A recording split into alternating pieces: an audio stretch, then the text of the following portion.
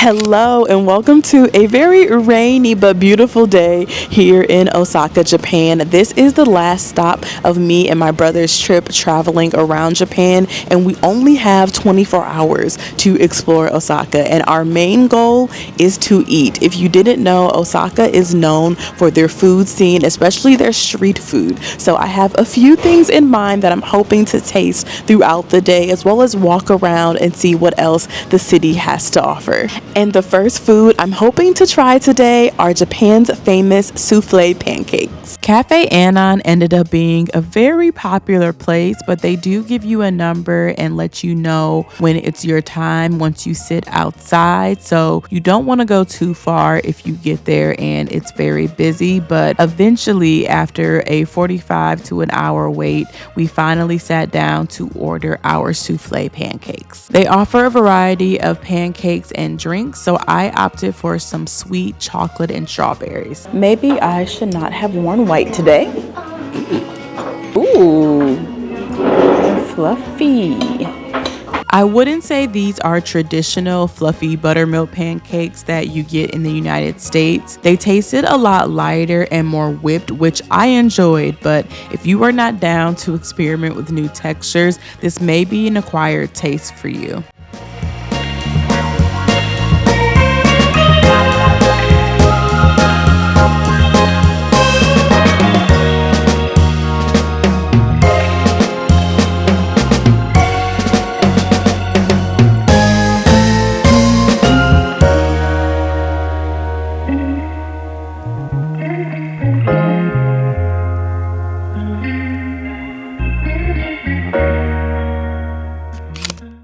On our way to the next spot, we stopped at the Osaka Castle. Walking around the grounds is free, however, you can go inside if you want. There is a park that leads up to the castle, which is surrounded by moats, and having fallen in love with Japanese architecture on this trip, I adored the green and black colors with gold accents. Those souffle pancakes were super light and delicious, making it perfect to leave just enough room for our next spot to try some onigiris.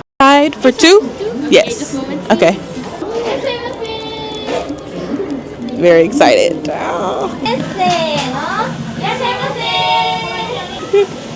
so cute. I do not know which ones I'm going to get, but I'm excited. I've been eating these from 7-Eleven the whole trip, so okay. Well, it's all in Japanese, so I'm going to need to get my phone to translate what is what, because baby, it's all Japanese. Okay, wait, they got some over here. We're gonna see what it's like. Onigiris are Japanese rice balls made from white rice. I've been eating my weight in them during this trip. Onigiri Gorgachan is known for selling them in all their triangular glory. You can get a variety of fillings inside, but I loved the tuna mayonnaise and the red salty salmon fillings the most. But my favorite part was watching them make my favorite Japanese treat in person.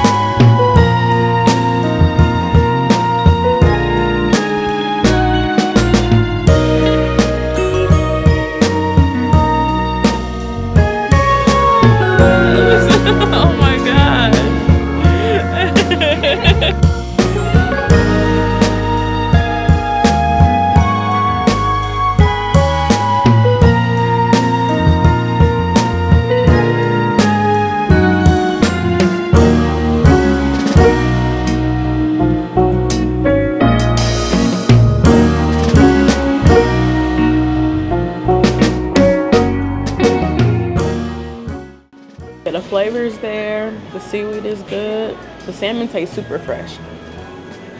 Super duper fresh. Okay, I ordered two but I don't think I can finish it. It was so good though.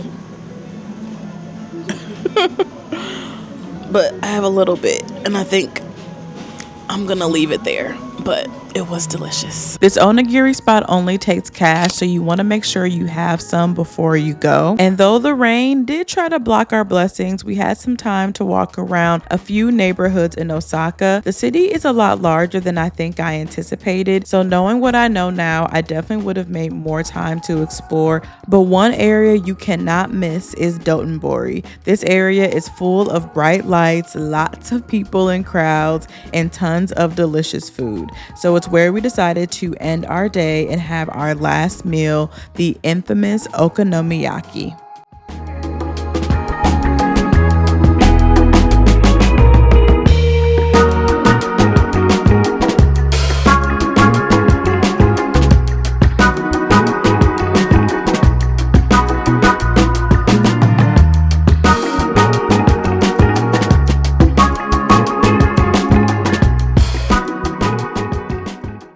Hello, we are at our last food stop of the day, or what I think we are last, because I'm getting kind of full, and what's coming up next is pretty big.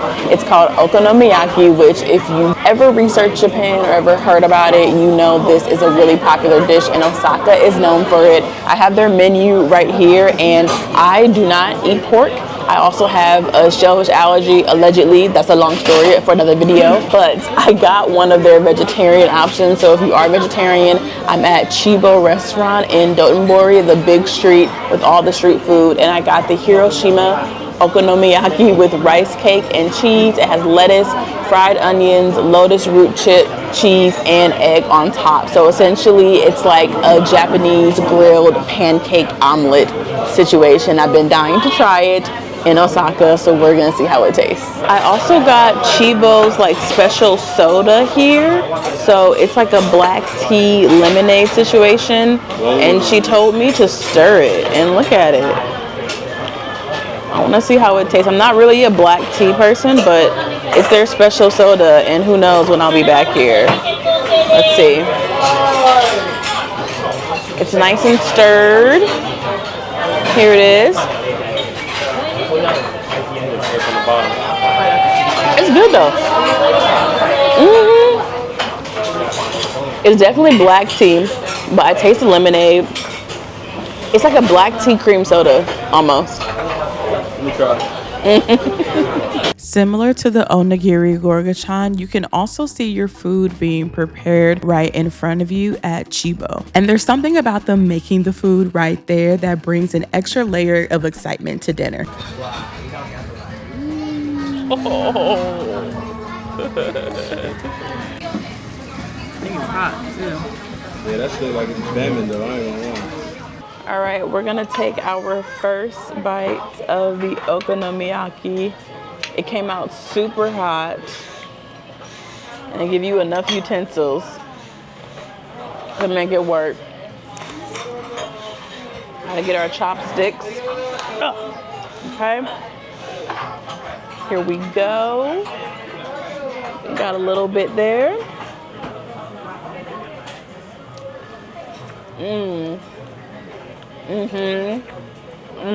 The noodles, the lettuce.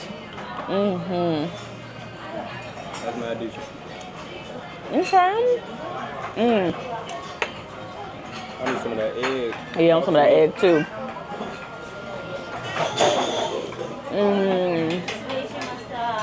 Man, there's so much flavor. Yeah. This is probably my favorite dish I've had in Japan. What is the different type of pancake? It's savory. The noodles are nice and soft, but not too soft. And the onions, oh. Yeah. We have a winner.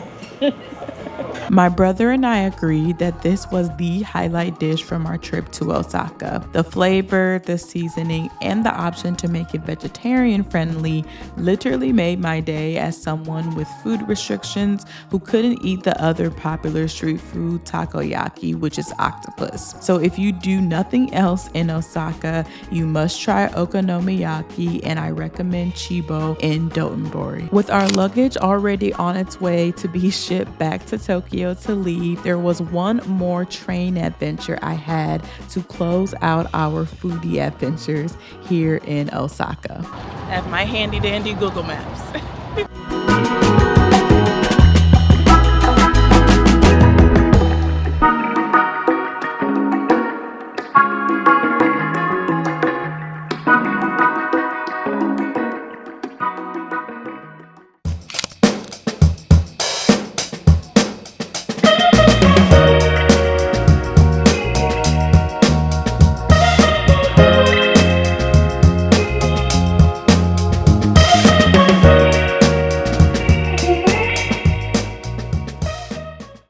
Hello from the Shin Osaka train station here in Osaka. It is technically the end of our 24 hours of eating throughout the city. However, I had one more thing I wanted to do before I go. If you are new to my channel, as in this is the first video you're watching of mine, hello, but also I'm known as the train travel queen.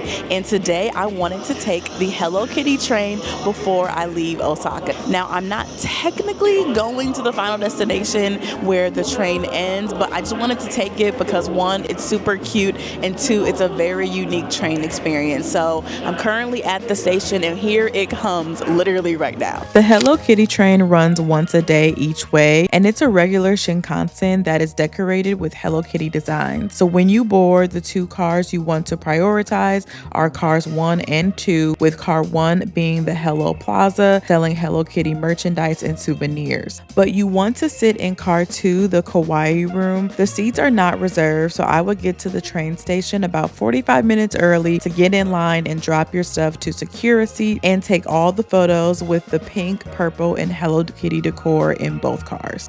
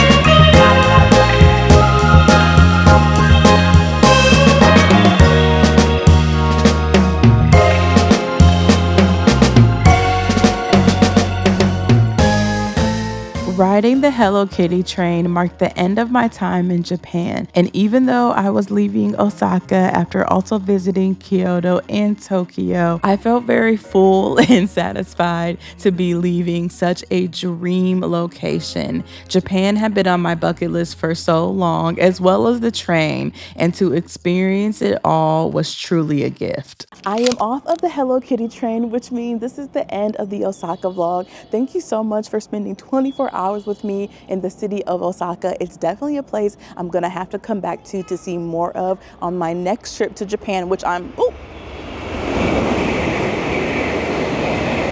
that train is so fast, it kind of scared me. As I was saying, thank you so much for hanging out with me in Osaka. I really enjoyed my time here. I hope you enjoyed watching, and I hope it inspired you to take a trip to Osaka yourself. As always, stay curious, and I will see y'all in my next video, which is another Asian country that I'm excited to eat my way through too. Bye!